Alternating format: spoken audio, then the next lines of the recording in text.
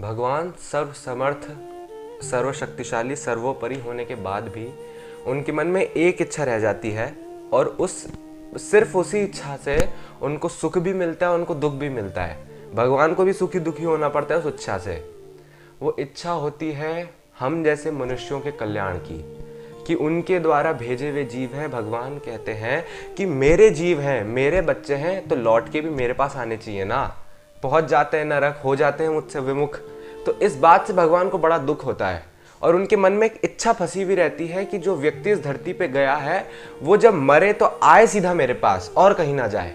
वो इस धरती पे जाए तो भजन मेरा भी करे, उनकी सिर्फ ये इच्छा होती है। और इस इच्छा की पूर्ति के लिए भगवान स्वयं आते हैं, पापियों का उद्धार करते हैं, फिर वो भेजते हैं अपने संतों को, अपने उस संत तत्व को इस धरती पे भेजते हैं।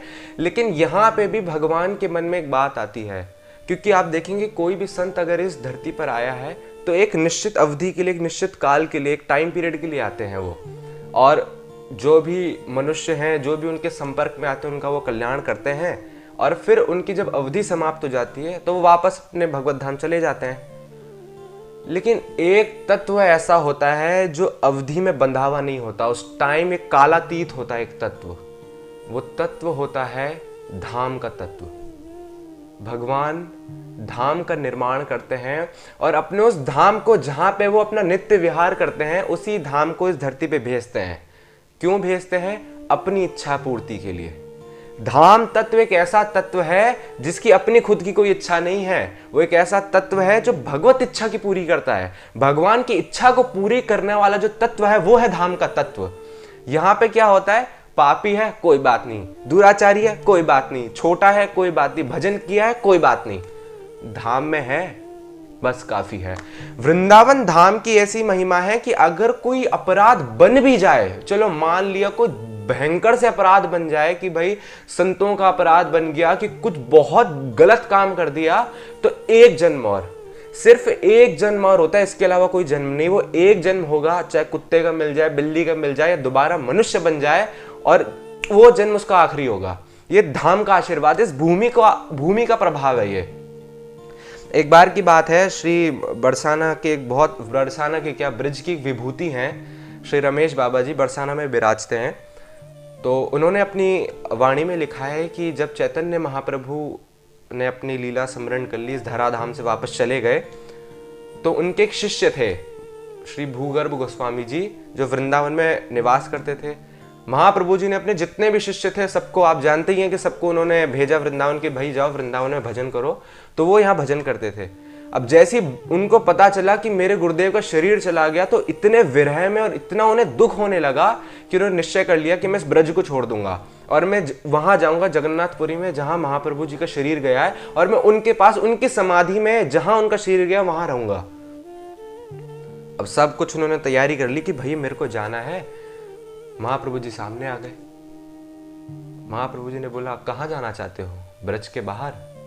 तो बोले हाँ जय ब्रज के बाहर। अब आप ही चले गए तो मैं आपसे दूर कैसे रहूं? महाप्रभु ने बोला कि हे गोस्वामी जी, जब तक मैं इस धराधाम पे था, इस पृथ्वी पे था, मैंने उदार होकर दोनों हाथों से कृष्ण प्रेम लुटाया है। जो मेरे संपर्क में आया मैंने उसी को कृष्ण प्रेम दिया है।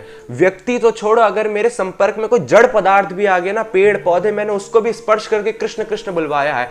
और छोड़ो, ये जो हिंसक पशु होते हैं, शेर, चीता, ये भी अगर मेरी दृष्टि में आ जाते हैं, ये भी कृष्ण कृष्ण कहने लगते हैं। हाथी आ जाते तो वो भी कृष्ण कृष्ण कहने लगता है।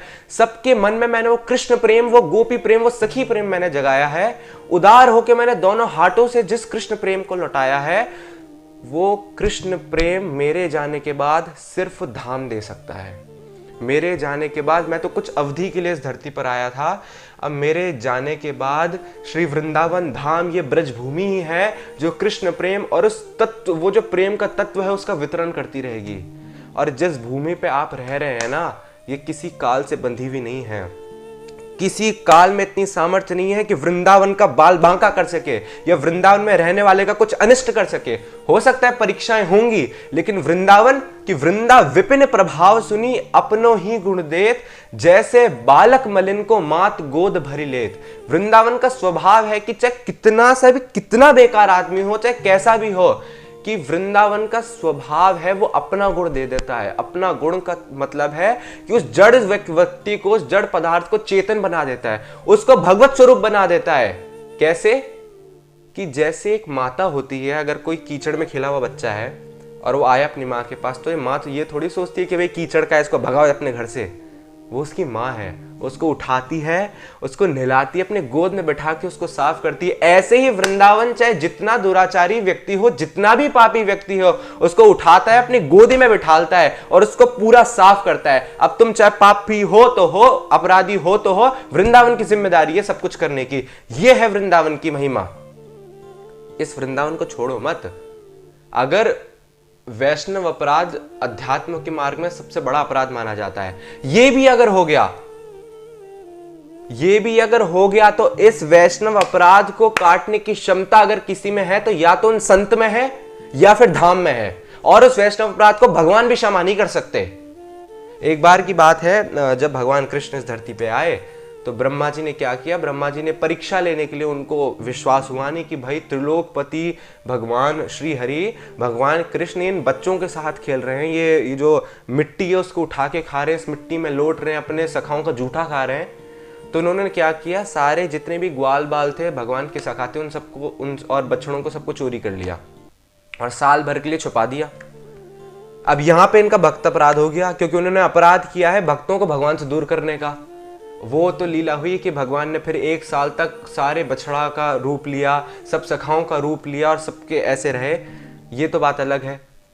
लेकिन जो मुख्य बात यहाँ पे बताने की है कि जब ब्रह्मा जी को इस बात का पता चला कि मेरे से संत अपराध हो गया है, तो विचलित होके आए भगवान के पास। भगवान ने हाथ खड़े कर दिए, भाई मेरे बस में नहीं है आपका ये अपराध क्षमा करना, मेरे से उम्मीद मत करो आप। तो ब्रह्मा जी ने बोला मैं क्या करूं? तब ब्रह्मा जी ने इस पूरे ब्रजभूमि की 84 कोस की 3 बार परिक्रमा लगाई, और ये जो संत अपराध इनसे हुआ था ना, उस अपराध का शमन हुआ, वो अपराध इनके माथे से हटा। तो ये धाम की महिमा होती है। इतने बड़े अपराध, बात ऐसी नहीं है अगर आप कुछ गलत काम करोगे तो दंड तो मिलेगा, लेकिन ये सिर्फ छूट धाम में मिलती है कि अगर कुछ जाने अनजाने अपराध हो भी रहा है तो धाम उसको बोल देता, चलो कोई बात नहीं है, तो मेरा बच्चा ना, मेरी शरण में आया ना, हो जाए तो हो जाए। ये होती है धाम की महिमा। इसलिए कहते हैं, संतजन कहते हैं कि वृंदावन जो भी धाम है उसका अवतरण होता ही है कि भगवान की इच्छा पूरी हो सके।